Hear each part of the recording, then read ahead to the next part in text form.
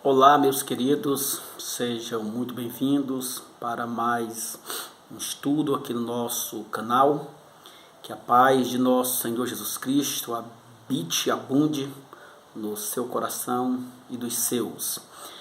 Estamos dando continuidade ao nosso estudo do Sermão da Montanha. No estudo passado tivemos as bem-aventuranças, as 8 bem-aventuranças. Nós iremos dar continuidade dos versículos 13 ao versículo 20, onde os discípulos de Jesus são convocados a ser sal da terra, luz do mundo, uma cidade edificada sobre um monte e também como um observador da lei de Cristo. O cristão ele deve observar a lei de Cristo, a lei que Cristo expressa nas Escrituras. E iremos ler aqui o texto em apreço. Mateus 5, a partir do verso 13 ao 20. Vós sois o sal da terra. Ora, se o sal vier a ser insípido, como lhe restaurar o sabor? Para nada mais presta, senão para, lançado fora, ser pisado pelos homens. Vós sois a luz do mundo. Não se pode esconder a cidade edificada sobre o monte, nem se acende uma candeia para colocá-la debaixo do alqueire, mas no velador, e alumia todos os que se encontram na casa. Assim brilhe também a vossa luz diante dos homens, para que vejam as vossas boas obras e glorifiquem a vosso Pai que está nos céus. Não penseis que vim revogar a lei ou os profetas. Não vim para revogar, mas para cumprir. Porque em verdade vos digo que até que o céu passem, nem um i ou um tio jamais passará da lei, até que tudo se cumpra. Aquele, pois, que violar um destes mandamentos, posto que dos menores, e assim ensinar os homens, será considerado mínimo no reino dos céus. Aquele, porém, que os observar e ensinar, esse será considerado grande no reino dos céus. Porque vos digo que se a vossa justiça não exceder muito a dos escribas e fariseus, jamais entrareis no reino dos céus. Temos lido dos versículos 13 até o 20 do capítulo 5 de Mateus, dando a continuidade do Sermão da Montanha, que, como já dissemos, o sermão mais famoso de Jesus. Então, nessa parte do sermão, os seus discípulos têm um dever. Tem um dever de ser sal da terra, ser luz do mundo, e também Jesus compara eles como uma cidade edificada sobre uma grande montanha, ou sobre uma rocha. Vamos lá, ao primeiro exemplo. Quando ele diz, vós sois o sal da terra, dizendo aos seus discípulos, aos cristãos, vós sois o sal da terra. O sal, ele, apesar de ser um tempero muito simples, e que praticamente toda cozinha deve ter, ele, apesar de ser muito simples, ele é muito útil. Ele é muito útil. O sal, ele serve para dar sabor e para temperar. Então, portanto, esse sal, ele precisa estar na medida. Então, assim também se aplica à vida do cristão. Ele deve ter uma vida equilibrada, né? Uma vida na medida. O sal, ele é tão útil que ele, faltando ele, a comida fica insossa, né? Praticamente perde o seu sabor. E ele também demasia, ele demais, também, vamos dizer assim, compromete o sabor da comida, né? Agora, ele estando na medida certa, ele é tão bom e tão útil que ele se torna praticamente como que imperceptível. Mas ele estando na medida, você degusta a comida e nem percebe ali a presença do sal, né, que é tão útil. Então o sal, ele serve para temperar, para dar sabor, para conservar. Nós entendemos que nessa época aqui, o sal, ele, como não se tem hoje os freezers, geladeiras, e algo do tipo que conserva, o sal naquela época era muito útil. As carnes eram salgadas e ficada de dias para outro, para não estragá-la. Então, daí a utilidade do sal muito grande. Porém, esse sal também ele era armazenado em celeiros, às vezes, devido à sua utilidade muito grande, alguns pagamentos eram feitos com o sal, e esse sal também ele era armazenado. Quando em muita quantia ele se era armazenado em lugares indevidos, por exemplo, se armazenasse ele no local, num quarto, algum lugar, e não tivesse um soalho adequado, esse sal, com o passar do tempo, ele perdia o seu sabor. E aí ele era jogado fora e pisado pelos homens. Então Jesus nos explica isso aí. Nós, como cristãos, estando em obediência, nós somos esse sal, nós temperamos a sociedade, nós somos úteis à sociedade. Contudo, se vier a dar escândalo, a estar servindo de escândalo, de tropeço para o Evangelho, aí esse bom nome que carregamos como cristão, depois esse nome é pisado, esse nome é mal falado. Jesus chegou a dizer uma certa feita que é certo que venha os escândalos, mas ai daquele por quem vem. Então o cristão ele é chamado para edificar, para ser útil, para ser sal e não para dar escândalo. Esse sal não pode perder o seu sabor. Prosseguindo dos versos 14 ao 16, quando ele nos compara como a luz do mundo. Ele diz: vós sois a luz do mundo. A luz do mundo, a luz que ilumina. Por que o cristão é a luz, se torna a luz do mundo? Ao ser um seguidor fiel de Cristo. Porque ele recebe o Espírito Santo como luz, o Espírito Santo que é Deus, como o Pai e o Filho, que é a luz para os que estão em trevas. Então ele recebe como habitação o Espírito Santo e tem a palavra como a sua regra de fé e prática. A Bíblia diz em Provérbios 6:23 que o mandamento de Deus, a instrução do Senhor é luz. Ainda no Salmo 119, verso 105, diz: lâmpada para os meus pés é a tua palavra e luz para o meu caminho. Então a palavra de Deus ela é luz. O cristão que observa, que guarda esta palavra, que vive essa palavra, ele é luz do mundo, luz para o mundo. Calvino disse uma certa feita, algo interessante. Ele disse que nós não podemos brilhar a menos que tomemos a palavra como nossa luz. Então o cristão brilha, o cristão é luz por causa da palavra de Deus. Ele não tem luz própria, ele recebeu essa luz de Cristo. Então Jesus ainda compara também, não se pode edificar, não se pode esconder a cidade edificada sobre um monte. Então o cristão também é comparado com uma cidade, e isso ainda em cima de um monte. Uma cidade é um lugar onde há uma cooperação mútua, há uma harmonia, há um progresso, né? Então essa cidade, ela sendo ainda colocada em cima de um monte, então ela é vista, ela não pode ser escondida. Assim é o cristão, ele é útil, ele precisa, não pode se esconder, ele tem que proclamar esse evangelho. Ou seja, Deus não quer um agente secreto para lhe servir. O cristão ele precisa propagar esta palavra, ele precisa levar este evangelho. Jesus disse: dai de graça aquilo que recebeu de graça. Há pessoas que dizem, né, fazem falsas acusações, dizem: olha, os cristãos, só eles querem ser salvos, acusações do tipo, né, são injustas, né? Porque você vê que o cristão verdadeiro, ele vai às ruas, vai em pontos bem movimentados e prega o evangelho. Esse evangelho também deve ser pregado com educação, deve ser pregado sem ofensas, pregar a palavra.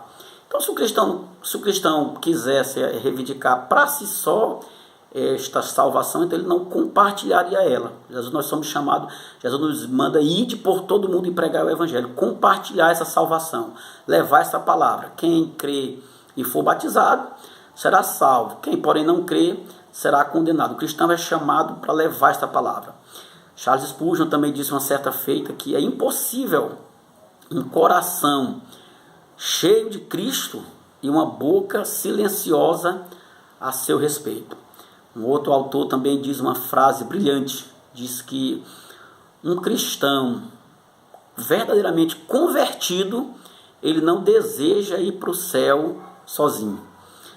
Então, também Billy Graham diz algo, ele complementa com uma frase também muito importante. Ele diz que uma igreja cheia do Espírito, ela nunca é uma igreja enclausurada, mas ela é uma igreja que vai às ruas, é uma igreja que mostra a sua cara, é uma igreja que leva esta palavra, certo? Então o cristão, ele é chamado também de uma cidade em cima de um monte.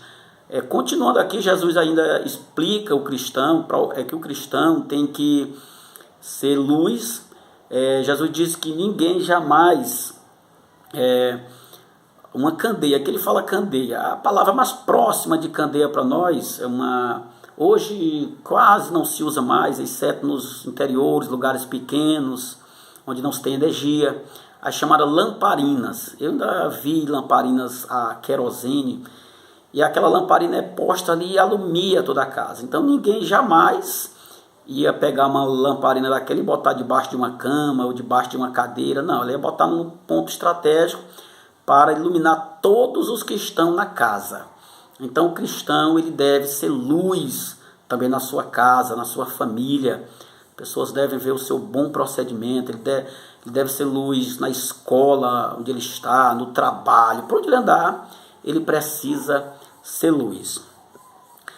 Agora, os versículos 17 ao 20, onde nós concluiremos, quando Jesus nos orienta que devemos estar subjugado à sua lei, subordinado à lei de Cristo. O cristão, ele não está sem lei, ele tem a lei de Cristo.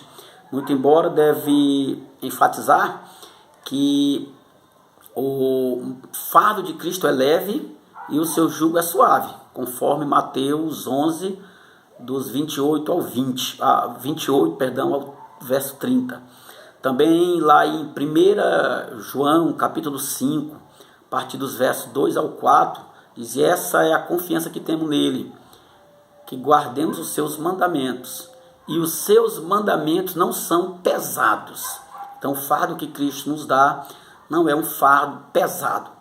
Para você ter uma ideia, todo o Antigo Testamento, de Gênesis a Malaquias, totalizando 39 livros na Bíblia Sagrada, toda a Torá, a lei de Deus, a Bíblia resume o Antigo Testamento de a lei e os profetas. A lei, sendo de Gênesis a Deuteronômio, o Pentateuco, os 5 volumes, e os profetas, os profetas, indo ali de Josué seguido a Malaquias. A lei e os profetas. Todo o Antigo Testamento, ele tinha cerca de 624 preceitos, totalizando, sendo resumido eles em 10 mandamentos, chamado de o Decálogo da Lei Moral. Os 10 mandamentos eram um resumo desses 614 preceitos, que nenhum dos judeus, por mais piedosos que fossem, eles conseguiram observar à risca. Fazendo uma análise mais profunda, teve um judeu que ele conseguiu observar 300, um judeu bem piedoso. No entanto, ficou faltando ainda 314. E aí a Bíblia vem dizer, lá em Tiago 2, e verso 10, que se a gente tropeçar em um só mandamento da lei, será culpado por todos o restante. Então, fica claro que a lei não foi dada para nos salvar. A lei foi nos dada para nos mostrar o Salvador. A Bíblia diz ainda em Gálatas que a lei foi como um aio, como uma babá que cria uma criança, como um instrutor que nos leva a Cristo. A lei foi para nos levar a Cristo. Tudo que era praticado na lei, no Antigo Testamento, tudo tinha que ser praticado por fé, porque a pessoa oferecia um animal em sacrifício pelos seus pecados, mas era por fé. Eu transfiro meus pecados a este animal inocente. Porém, isso tinha que ser feito pela fé. Esse animal era uma figura do Cristo que viria, o Cordeiro de Deus que tira o pecado do mundo. Então a lei, ela não foi dada para nos salvar, mas para apontar o Salvador. A lei cumpriu o seu papel, que foi nos levar a Cristo, que foi preparar o caminho para Cristo. Foi uma dispensação a qual Deus tratou com o seu povo, mas hoje vivemos sob o regime da graça, da lei de Cristo. Então, dos versos 17 ao 20, ele diz: não penseis que vim revogar a lei ou os profetas. Não vim revogar, vim para cumprir. Então Cristo não veio destruir nem anular nenhuma das palavras de Deus ou dos profetas, mas ele veio trazer o real sentido, o coração da lei, o âmago da lei. Ele veio completar o que foi dito, certo? Verso 18, ele diz que nenhum i ou um tio passará da lei sem que tudo seja cumprido. Então Cristo, que é o autor da palavra, o tema central, o personagem central das Escrituras, ele veio cumprir o que a seu respeito estava escrito. Acerca dele fala todos os profetas da antiguidade. Então ele veio cumprir todos os profetas, todos os sacrifícios cerimoniais, as festas, tudo isso eram figuras de Cristo. Até o próprio tabernáculo, a tenda da congregação, onde Moisés se reunia, onde o povo estava ali para cultuar a Deus, onde a coluna de nuvem durante o dia pousava lá, e quando era noite era uma coluna de fogo.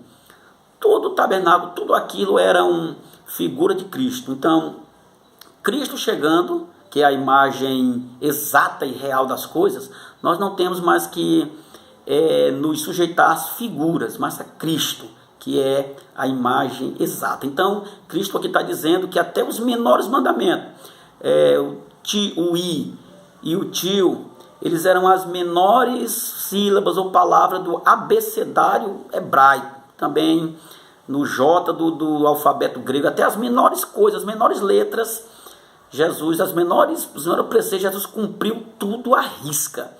E depois de cumprir tudo, Jesus deu para nós 2 mandamentos. Na verdade, um que se abre em 2, né? Um mandamento dividido-se em 2, que é o amor. É um mandamento só, que é o amor. Aí esse amor deve ser a Deus, primeiramente. Nós devemos amar o Senhor com todo o nosso coração, força, entendimento, alma, e o nosso próximo como a si mesmo. Jesus veio dizer que deste mandamento, o amor a Deus e ao próximo, depende, resume toda a lei e os profetas. Louvado seja Deus. Então, o verso 19, também ele vem dizer que qualquer que violar os mandamentos, esses mandamentos da Escritura, posto que seja dos menores, e ensinar os homens, ele será considerado mínimo no reino dos céus. Mas aquele que observar e ensinar será chamado grande no reino dos céus. Então, aquilo que é cerimonial, aquilo que era sombra da lei, não há mais necessidade do cristão cumprir, certo? Mas sim a lei moral de Deus, o amor, as exigências de Cristo para nós, que, volto a repetir, não são pesadas. O fardo de Cristo é leve. Então nós devemos ser não somente ouvintes, mas praticantes da palavra de Deus, certo? Nós devemos não somente ser leitores, ouvintes, mas praticantes, porque na condição que nós praticamos essa palavra, fica melhor para nós ensinar, porque o Evangelho não é teoria, o Evangelho é prática. Então não adianta eu pregar o evangelho e a minha vida desmentir o que eu prego. Como alguém disse, o nosso melhor sermão sempre será a nossa vida. Então alguém que vive a palavra, ele tem credenciais para ensiná-la, para pregá-la. Louvado seja o nome do Senhor. E é dessa forma que Deus sagrado, que nós venhamos viver a palavra. O versículo 20, e finalizando, ele vem dizer para os discípulos: porque se a vossa justiça não exceder a dos fariseus e escribas, que eram os religiosos, os doutores da lei daquela época, se a vossa justiça não ultrapassar, não exceder a deles, de maneira nenhuma vocês entrarão no reino de Deus. Por quê? Isso aqui chocou os discípulos. Porque os fariseus, se tinha alguém justo naquela época, se tinha alguém santo, se tinha alguém que cumpria esses mandamentos, eram os escribas, eram os fariseus, eram os doutores da lei, né? Os anciãos. E aí Jesus vem dizer para os seus discípulos que a justiça tem que exceder a desses homens. Aí isso aí foi um choque para os discípulos. Mas Jesus falou isso porque eles observavam o estereótipo da lei, certo? Faziam coisas para se mostrar aos homens, para buscar glória para si, certo? Eles observavam o exterior da lei e não o coração da lei, não vivia o espiritual da lei, a essência da lei. Jesus disse uma certa feita, uma profecia de Isaías acerca deles: esse povo, ele se aproxima de mim com os lábios, mas o seu coração está longe de mim. Então, eles eram hipócritas. Hipócrita é o mesmo que ator. Ator. A pessoa finge ser alguma coisa sem ser. Então, era assim que os fariseus eram. Por isso que Jesus deu essa reprimenda. E nós, como discípulos do Senhor, precisamos servir a Deus, não para se aparecer, não para dar uma aparência de piedade, de santidade, mas servir a Ele em espírito e em verdade, como Ele disse para a mulher samaritana. Amém, meu amado? Que Deus te abençoe nesse dia. Inscreva-se no canal se ainda não é um dos inscritos. Toque no sininho lá para receber as notificações. Que Deus abençoe a sua vida, tá bom? Tome a sua decisão com Cristo, caso você ainda não tenha feito. E que Deus te abençoe. Até o nosso próximo estudo.